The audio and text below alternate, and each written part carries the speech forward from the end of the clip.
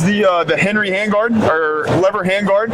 M-LOK up and down. You got it at the 3, 6, and 9 o'clock position, so you can do pretty much whatever you want to with it. Nice. It's aluminum made here in the U.S.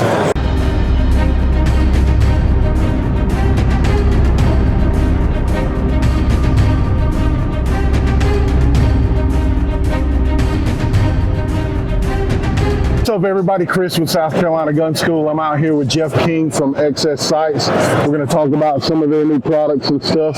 I know I've done a couple of reviews on the sights. I've got big dots on my Hellcat, suppressor standards on Glock, one of the big dots on my other Glock. You just sent me the minimalist. Yeah. I'm going to get those on. I know y'all got the plates and stuff now. Brand new. So you've got RMR and Acro plates, yep. right? For right now, we have plans to come out with some different cuts, but we wanted to start off with the duty heavy ones, the ones that most people are running first. Right. The RMSC, I know that's a really hot one for the smaller optics. Those are coming soon. Okay. Oh, so y'all gonna have some smaller plates. So if you need a plate for your gun, make sure you get over here to XS Sights. Absolutely. Don't forget my promo code SCGS10 when you check out. Get you a good little discount on that as well too. Now you've got one of the new rails. Absolutely. Yeah, man. This is the Henry handguard, or lever handguard. M-LOK up and down. You got it at the 3, 6, and 9 o'clock position, so you can do pretty much whatever you want to with it. Nice. It's aluminum made here in the U.S. Super sturdy attachment points as well. You're mounted to that receiver. You're also mounting up here on a specific hardware piece that we designed to fit around the mag tubes. So right now for Henry, we have it for the 4570, the 44, and the 357-38. So those are the big ones that we have right now. We wanted to keep it super true to the lever gun receiver as well. Right. Everybody has seen it in the industry. Everybody loves tacticalizing their lever guns, but we also wanted to offer the option to keep it super traditional, right, if you want to as well. So later in the year, we're actually coming out with some American wood grip panels that will be able to mount on this. So if you're running a wooden stock on this, you can still throw this hardware on. You could add a light or a laser or whatnot, but you could also add the grip panels, and you can keep it super traditional. Wow. I know that is something that's starting to become very popular with the lever actions, is making them tactical. I know I've got my father's old 30-30, yeah, man, and I still like the original rig to it. It is, man. It is. Plus, I remember hunting with him with that thing, man. Yep. So, it's kind of, I would like to go a little tactical with it, but it's kind of something that kind of helps me remember him as well too. Right. So, but no, this is awesome, man. I love what y'all are doing. I mean, it seems like almost every month there's something coming out from you guys. Yeah, we're kind of kicking into overdrive. We're trying to kind of modernize our product lines a lot as well.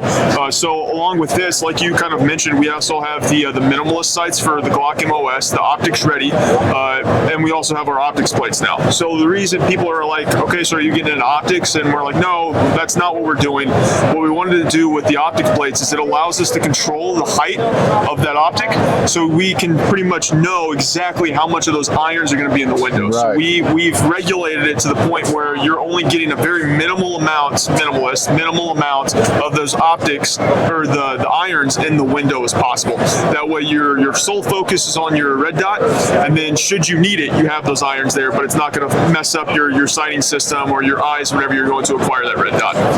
I'm glad y'all did come out with them, and that's why I'm excited to get them on my gun, because right now I've got a red dot on it, and then I've got the suppressor height. Yeah. And I kind of was thinking maybe it would kind of help guide me to the red dot. Yep. But now it seems like it's kind of, I'm getting a little distracted. That's why I didn't want to go with the big dot there, because I knew that would kind of super distract. Yeah. But I'm starting to see now that they're starting to distract me a little bit, so I'm really excited to get those minimalists on there and try them out, man.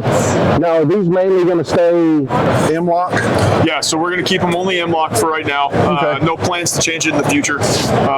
So right now, like I said, said, we only have it for Henry, but we have Smith & Wesson and Marlin probably launching later this quarter or next. Awesome, man. Yeah, I love what y'all are doing, man. I've always enjoyed the Big Dot sights. They've been really, really great. And just to see how y'all are expanding the brand to not just sights, you know, to rails, you know, plates and stuff. So that's really, really cool. And to me, I think M-LOK is right now what's really popular. Correct. You know, probably 18 years ago, it was probably Keymod. Yeah. Maybe even a little bit longer than that. But yeah, I know a lot of people are moving in with the M-LOK. I know all of my ARs are pretty much all M-LOK and stuff. So and it's neat to be able to put wood on here as well too, to go back to that kind of old school look, if you want to say. Yeah, absolutely. It's funny that you brought up the mounting, because this project has been in the works since the 1990s. Since we launched our iron sights, this project has been in the work.